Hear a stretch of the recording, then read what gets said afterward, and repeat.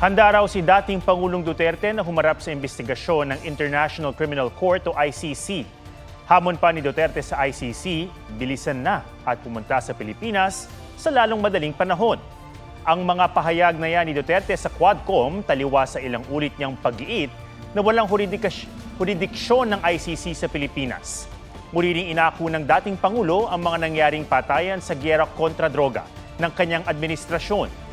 Kung mapapatunayang guilty, handa raw siyang makulong. I'm asking the ICC to hurry up and if possible they can come here and start the investigation tomorrow. This issue has been left hanging for so many years. Baka mamatay na ako, hindi na nila ako maimbestiga. Pagpunta na sila dito bukas, umpisahan na nila ang investigation. And if I am found guilty, I will go to prison and rot there for all time.